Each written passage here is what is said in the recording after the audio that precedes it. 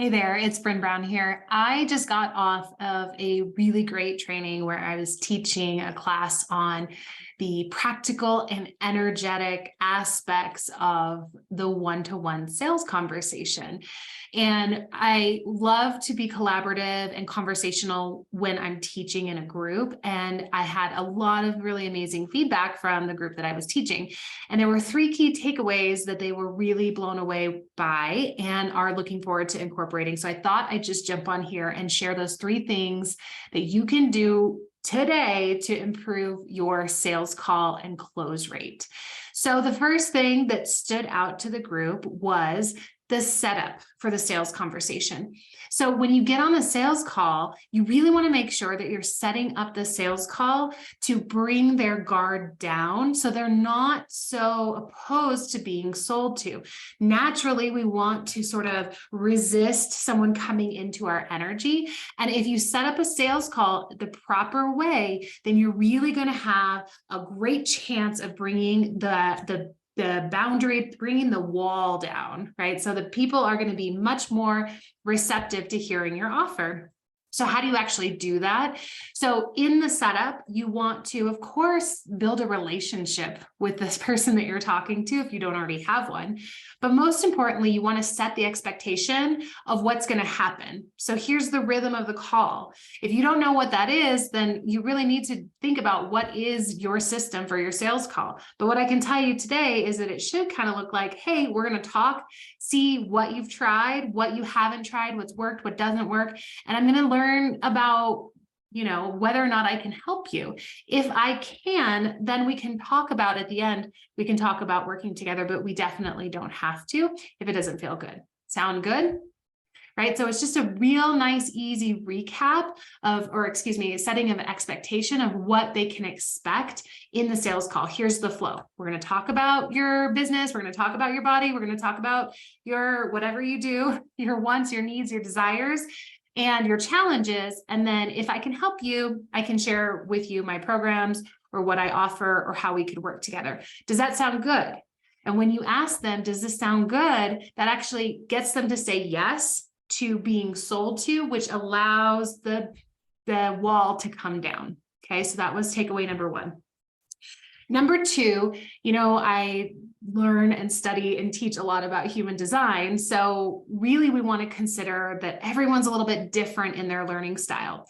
However, about 70% of the population are generators. So either a generator or a manifesting generator. Manifesting generators and generators need to be asked yes/no questions so they can connect with their sacral center and really feel into whether something is right for them or not.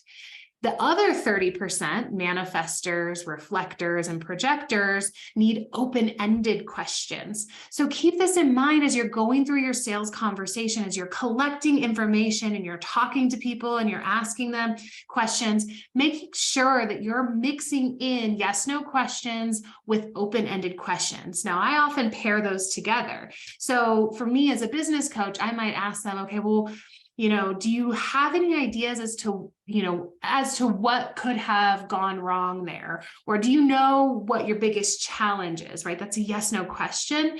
Can you tell me? Oh, that's a yes/no question as well, right? So describe to me what's been going on, right? So that's a little bit more open-ended. So describe to me what's been going on that hasn't been working. Can you articulate that, right? That's a way that you can put together an open-ended question and a yes/no question together so that you can kind of meet the style of both. That can be kind of tricky if you're not, if you haven't been practicing that.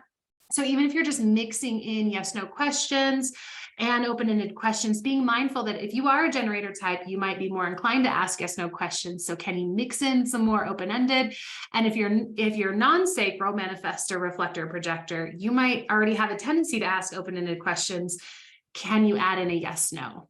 So that was tip number two. So number three is don't be worried about the one call close. There are so many sales coaches out there and people having this, rhetoric around, oh, I close 90% of the people in the first call.